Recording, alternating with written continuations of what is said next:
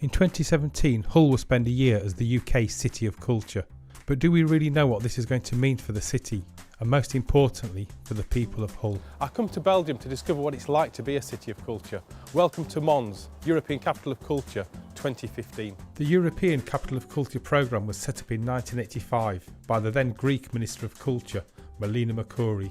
One of the side effects has been the economic as well as cultural regeneration it brings to the recipient city.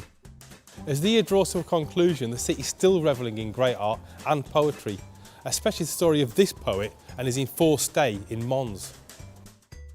Paul Verlaine began his literary career as a conventional poet, and as a conventional family man, all that was about to change. Verlaine left his wife and son and took up with the fellow symbolist poet Rimbaud while they were staying in Brussels. He shot and wounded his lover in a drunken rage. As a result, he was imprisoned here in Mons for a year. By all accounts, Verlaine's imprisonment was far from arduous. It was here that he began his second great volume of poetry and established himself as one of the greatest poets in the French language. I think it's time to get down to the nitty-gritty and talk to someone who's been instrumental in realising this year's cultural events. Marie Noble is the Assistant Director for Mons 2015. I asked her, why did Mons want to become capital of culture in the first place? You have to get back to the year 2000. It was a strong will for the city to find a new project for the city. You know, it's a region that suffered a lot, high rate of unemployment. It was because of the closing of the mine coal industry. It was a city that lost pride, and the mayor, the whole city hall really wanted to find a project for the city towards 2015 or 2020. I want to know if becoming capital of culture has made a real difference.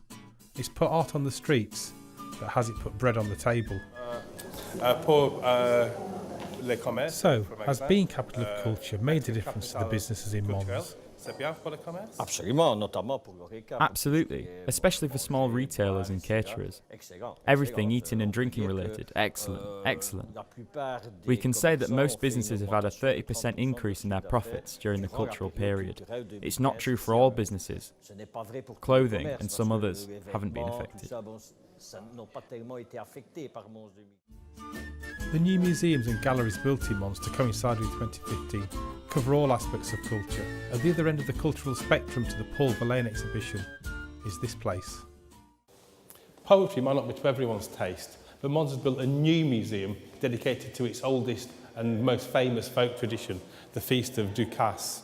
So we've come here to the wonderfully named Musée du Doudou. At first, the Feast of Ducasse seems like a typical, staid but sincere religious festival, but there's a wild and intriguing undercurrent. I'm off to see a film about the doudou later this evening. But before that, I've got an appointment with the new gallery space, one that's emerged as a direct result of being the capital of culture. So I asked Francois, what is Fabrique des Songes? This is a place where people come to have a drink and work on their computers, but also it's a workshop with shared tools. The idea is to have a retail area and a place for artists to sell their work. It's a dream of everybody coming together to work and produce and sell in the same place. We started at the beginning of 2015 as a sort of community project. It's good for visibility. This is a place where tourists come, therefore it is a good place to get exposure, to show what we are doing here.